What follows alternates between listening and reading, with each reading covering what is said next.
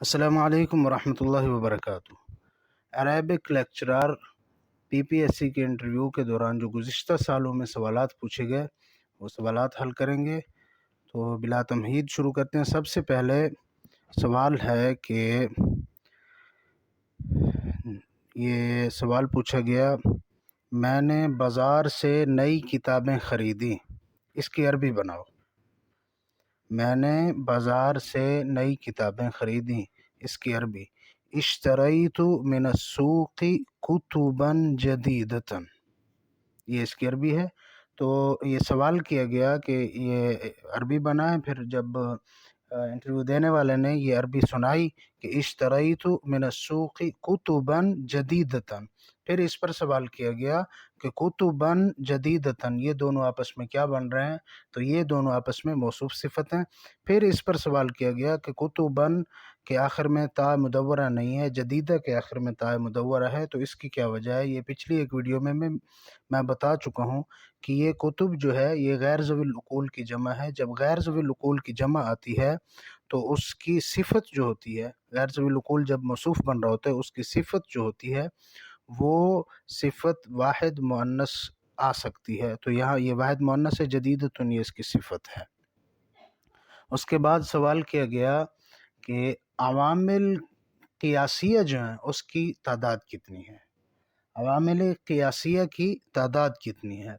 عوامل کی کل تعداد 100 ہے۔ 98 عوامل جو ہیں وہ لفظی ہیں، 2 عوامل اس میں معنوی ہیں۔ جو 98 عوامل لفظی ہیں، ان 98 میں سے 7 عوامل جو ہیں وہ قیاسی ہیں۔ وہ ان کی تعداد کتنی ہے؟ 7 ہے۔ وہ کون کون سے ہیں؟ فعل ہو گیا، مصدر ہو گیا، اسم فاعل ہو گیا، اسم مفعول ہو گیا، صفت مشبہ ہو گیا، صفت مشبہ ہو گیا، اور مضاف ہو گیا، اور اسم تام ہو گیا۔ یہ 7 جو ہیں عوامل قیاسیہ ہیں، اور مکمل عوامل جو ہیں وہ تعداد جو ہے وہ 100 ہے۔ عوامل اصل میں یہ عامل کی جمع ہے۔ عامل کہتے ہیں کسی عربی کے اندر قواعد کی رو میں جب کوئی جملہ بنایا جاتا ہے تو اس کے آخری حرف پہ جو اعراب آتا ہے، اس اعراب کی تبدیلی کی وجہ یہ عوامل ہوتے ہیں۔ تو عوامل جو ہیں وہ اگلے حروف اپنے اسماء کے اوپر یا افعال کے اوپر عمل کرتے ہیں، تو وہ ان کو عوامل کہا جاتا ہے۔ ان کے عمل کرنے کی وجہ سے معرب اسماء و افعال کی آخری حرف کی اعراب جو ہوتا ہے وہ تبدیل ہو جاتا ہے۔ اس کے بعد سوال کیا گیا کہ کتاب العین یہ کس کی تصنیف ہے؟ تو یہ تصنیف ہے خلیل بن احمد الفراہیدی کی۔ پھر سوال کیا گیا کہ خلیل بن احمد کس علم میں مہارت رکھتے تھے؟ خلیل بن احمد الفراہیدی کس علم میں مہارت رکھتے تھے؟ تو خلیل بن احمد الفراہیدی علم لغت میں مہارت رکھتے تھے۔ اسی طرح سوال کیا گیا کہ فعل مضارع کی کتنے صیغوں میں نون اعرابی استعمال ہوتا ہے؟ سب سے پہلے نون اعرابی کو سمجھ لیں کہ نون اعرابی کیا ہوتا ہے۔ نون اعرابی فعل مضارع کے صیغوں کے آخر میں استعمال ہوتا ہے، اور یہ اسے نون اعرابی اس لیے کہا جاتا ہے کیونکہ ان کے پیچھے کوئی عامل آ جاتا ہے۔ جب فعل مضارع کے پیچھے اس کے اوپر عمل کرتا ہے تو اس عمل کرنے کی وجہ سے یہ نون جو ہے یہ اعراب کے طور پہ کبھی حذف ہو جاتا ہے، کبھی باقی رہتا ہے۔ یعنی وہ جو اعراب ہوتا ہے عامل کا، پیچھے عمل کرنے والا کا، وہ اس نون کے اوپر اثر انداز ہوتا ہے۔ تو اس لیے اس نون اعراب اس کے اوپر اثر انداز ہوتا ہے، اس لیے اس نون کو نون اعرابی کہا جاتا ہے۔ تو نون اعرابی کے فعل مضارع کے صیغے جو ہیں جن میں نون اعرابی آتا ہے وہ 4 صیغے ہیں تثنیہ کے، جن کے اندر نون مکسور ہوتا ہے۔ تثنیہ مطلب 2 مضارع کا صیغہ استعمال ہوتا ہے جس میں 2 کے بارے میں، عدد کے بارے میں بتایا جاتا ہے کہ 2 بندے کام کر رہے ہیں یا 2 عورتیں کام کر رہی ہیں۔ جیسے یہ تثنیہ کے 4 صیغے وہ یہ ہیں: یضربانی، تضربانی۔ یضربانی صیغہ تثنیہ مذکر کے لیے استعمال ہوتا ہے، اور تضربانی صیغہ تثنیہ مؤنث کے لیے استعمال ہوتا ہے، اور یہ دونوں غائب ہیں۔ پھر دونوں اسی طرح حاضر بھی ہیں، اور وہ ہیں تجریبانی تجریبانی، مذکر کے لیے بھی وہی استعمال ہوتا ہے، مؤنث کے لیے بھی وہی استعمال ہوتا ہے۔ گویا یہ چار صیغے یہ ہیں، یہ ٹوٹل جو ہیں نون اعرابی جن میں استعمال ہوتا ہے وہ 7 ہیں، ان میں سے 4 کون سے ہیں؟ یضربانی تضربانی تضربانی تضربانی۔ یہ اس پہ یہ سوال ہو سکتا ہے کہ یہ ایک تو ہو گیا یضربانی، آگے 3 تو ایک جیسے بتائے گئے ہیں، تضربانی تضربانی تضربانی، تو اس کا جواب یہ ہے کہ یضربانی صیغہ تثنیہ مذکر غائب کا ہے، اور تضربانی یہ مذکر غائب کا صیغہ یضربانی، اور مؤنث غائب کا صیغہ جو ہے وہ تضربان ہے۔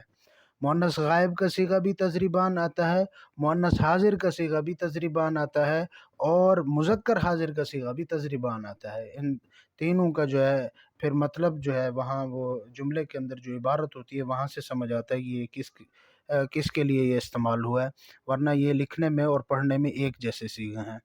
4 یہ ہو گئے، باقی جو ہے یضربون، یہ جمع مذکر غائب کا صیغہ ہے، اس کے آخر میں بھی نون آ رہا ہے، یہ نون بھی اعرابی ہے۔ اور تضربون یہ جمع مذکر حاضر کا صیغہ ہے، اس کے آخر میں بھی نون آ رہا ہے۔ 4 اور 2 یہ 6 ہو گئے۔ 7واں صیغہ جو ہے وہ ہے واحد مؤنث حاضر کا صیغہ ہے، تضربینا، کہ تو ایک عورت مارتی ہے۔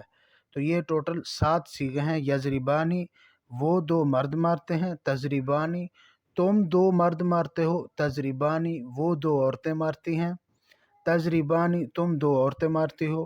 تو یہ 4 یہ ہو گئے۔ یضربون وہ سب مرد مارتے ہیں، اور تضربون تم سب مرد مارتے ہو، تضربین تو ایک عورت مارتی ہے۔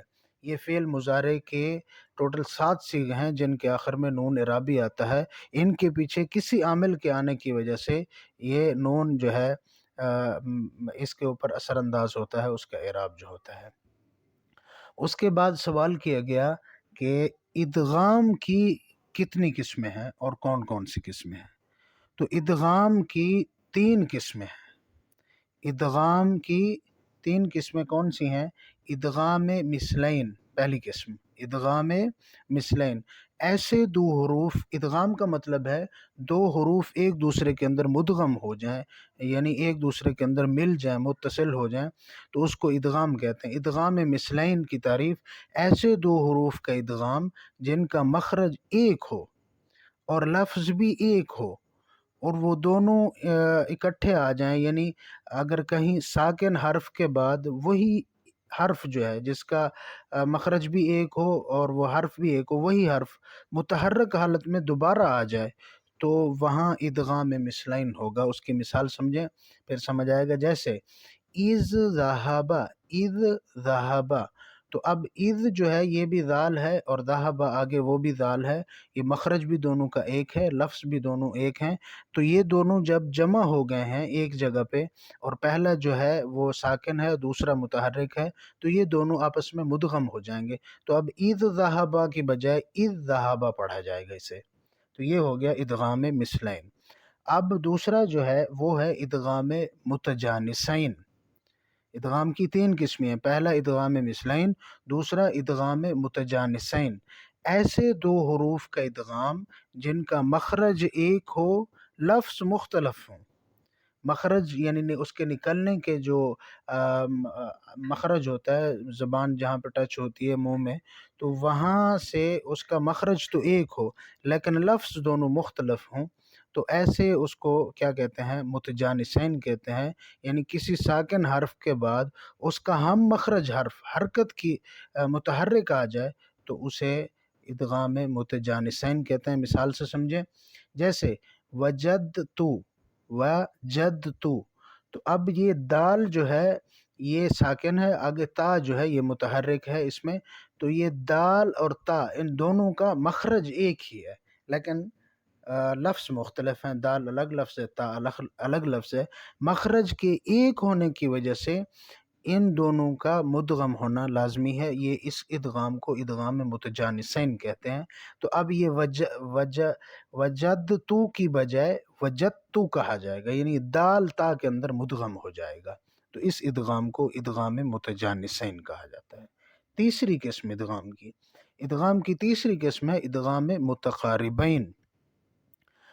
ادغام متقاربین میں کیا ہوتا ہے کہ ایسے دو حروف کا ادغام ہوتا ہے جن کا مخرج بھی مختلف ہو اور لفظ بھی مختلف ہو، لیکن لفظ جو ہے وہ قریب المخرج ہوں، متقارب ہوں، یعنی ان دونوں کا مخرج بھی الگ ہے، لفظ بھی الگ ہے، لیکن مخرج جہاں سے ایک مخرج نکلتا ہے اس کے قریب سے دوسرا مخرج نکلتا ہے، تو اس کو ادغام متقاربین کہتے ہیں۔ اس کی مثال سمجھیں، جیسے من ربکا، من ربکا، اب یہاں پہ نون اور را یہ دو لفظ ہیں اور دونوں کا مخرج بھی الگ ہے، لفظ بھی مختلف ہیں، لیکن جہاں سے را نکلتا ہے اس کے قریب سے نون نکلتا ہے، نون اور را کا مخرج تقریباً قریب قریب ہے، تو یہاں پہ یہ مین نون جو ہے را کے اندر مدغم ہو جائے گا، اس کو ادغام متقاربین کہا جائے گا، جیسے مر ربکا۔